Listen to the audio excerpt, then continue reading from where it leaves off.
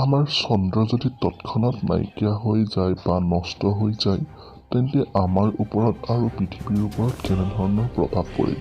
আমাৰ পৃথিৱীৰ উপগ্ৰহ অৰ্থাৎ চন্দ্ৰৰ আমাৰ জীৱনৰ ওপৰত বহুত মহত্ব আছে। আপোনালোক কিছু কম সংখ্যক লোকেহে জানে যে পৃথিৱীত জীৱ জীয়াই থাকিবলৈ যিদৰে সূৰ্যৰ প্ৰয়োজন, ঠিক একেদৰে চন্দ্ৰৰ প্ৰয়োজন। কিন্তু এইটো আপোনালোকে জানেনে যে চন্দ্ৰ পৃথিৱীৰ পৰা প্ৰত্যেক বছৰে প্ৰায় 4 চেণ্টিমিটাৰ দূৰত গৈ আছে আৰু লাখ লাখ বছৰৰ পাছত এই পৃথিৱী কক্ষপথৰ পৰা আঁতৰি যাব। কিন্তু আমাৰ পৰা 3,84,400 কিলোমিটাৰ চন্দ্ৰ লাখ বছৰত নগৈ কাইলৈকে নাইকিয়া হৈ যায়, তেন্তে জীৱন আৰু পৃথিৱীৰ ওপৰত কেনেধৰণে প্ৰভাৱ পৰে? এই ভিডিঅ'টিত তাৰ বিষয়ে এটি সৰু আভাস দিয়া হৈছে। প্ৰথম হৈছে জোৱাৰ ভাটা।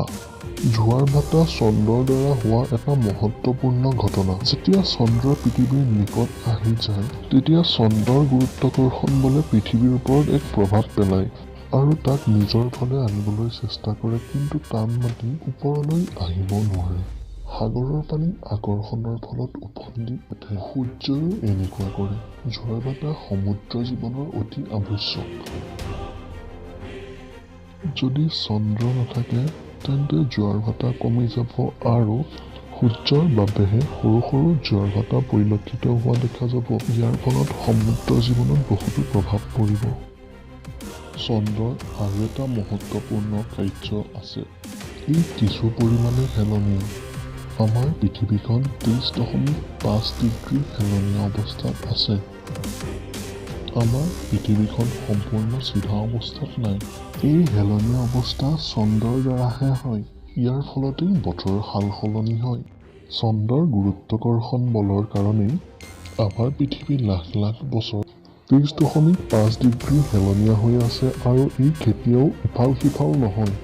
যদি পৃথিৱীৰ উপগ্ৰহ চন্দ্ৰ নাথাকিল হয়, তেতিয়া পৃথিৱী বেলেগ ডাঙৰ গ্ৰহ যেনে শনিৰ বাবে 0ৰ পৰা 85 ডিগ্ৰীলৈকে জ্বলি থাকিব। এনেধৰণে যদি আমাৰ চন্দ্ৰ নাথাকিল হয়, তেন্তে ওচৰ পাজৰৰ গ্ৰহবোৰে অস্থিৰতাৰ সৃষ্টি কৰিলে হয়। কেতিয়াবা 0 ডিগ্ৰী হৈ যাব আৰু কেতিয়াবা 85 ডিগ্ৰী। যদি আমাৰ পৃথিৱী 0 ডিগ্ৰীত জ্বলে, তেন্তে পৃথিৱীৰ সকলো ঋতু নোহোৱা হৈ যাব।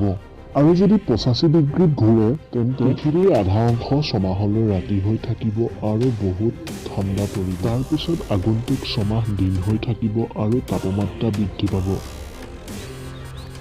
এবাৰ ভাবকচোন, ৰাতিৰ আকাশখনত কেতিয়াও চন্দ্ৰক যদি দেখা নাপাওঁ, ৰাতি কিমান অন্ধকাৰ হৈ পৰিব। সূৰ্যৰ পাছতেই সকলোতকৈ বেছি উজ্জ্বল হৈ থকা বস্তু হৈছে চন্দ্ৰ। কিন্তু এই চন্দ্ৰ সূৰ্যৰ তুলনাত 4 লাখ গুণ কম উজ্জ্বল। কিন্তু এই উজ্জ্বলতা আমাৰ বাবে আৰু অন্য জীৱৰ বাবে বহুত বেছি। জোনবাইৰ পোহৰত বেছিভাগ বনৰীয়া জন্তুৱে ৰাতি চিকাৰ কৰে। যদি চন্দ্ৰ নাথাকে, তেন্তে ৰাতি চিকাৰ কৰিবলৈ বহুত কঠিন হ'ব। ইয়াৰ প্ৰভাৱ মানুহ আৰু খাদ্যজালৰ ওপৰতো পৰিলক্ষিত হ'ব।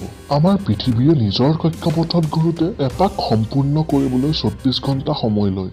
জোৱাৰ ভাটাৰ লগতে চন্দ্ৰৰ গুৰুত্বাকৰ্ষণ বলে পৃথিৱীৰ গতি কম কৰি আহিছে। প্ৰত্যেক 77,000 বছৰত পৃথিৱীৰ গতি 1 ছেকেণ্ড ধীৰ হৈ আহিছে। ইয়াৰ কোনো বেছি প্ৰভাৱ নাই। কিন্তু যদি চন্দ্ৰ নাইকিয়া হৈ যায় বা নষ্ট হৈ যায়, তেতিয়া পৃথিৱীৰ গতি তৎক্ষণাত বৃদ্ধি পাব আৰু এপাক সম্পূৰ্ণ কৰিবলৈ 24 ঘণ্টাৰ পৰিৱৰ্তে 8ৰ পৰা 9 ঘণ্টা সময় লাগিব। এইটো চখৰ কথা নহয়নে বাৰু? চন্দ্ৰই আমাৰ পৃথিৱীৰ উপগ্ৰহ হিচাপে 4.5 আৰব বছৰৰ পৰা গুৰুত্বাকৰ্ষণ বলৰ প্ৰভাৱ পেলাই আহিছে, যি পৃথিৱীৰ এক অভ্যাসত পৰিণত হৈছে। কিবা কাৰণবশতঃ যদি চন্দ্ৰ নষ্ট হৈ যায়, পৃথিৱীৰ কেন্দ্ৰভাগত আজব পৰিৱৰ্তন হ'বলৈ ধৰিব। তেতিয়া পৃথিৱীত অস্থিৰতাৰ সৃষ্টি হ'ব, যাৰ বাবে পৃথিৱীত ভূমিকম্প আহিব আৰু জ্বালামুখী বিস্ফোৰিত হ'ব। এনেধৰণে চন্দ্ৰৰ অবিহনে জীৱ-জন্তুৰ বাবে বিপদজনক পৰিস্থিতি হ'ব পাৰে। আজিৰ ভিডিঅ'ত ইমানেই।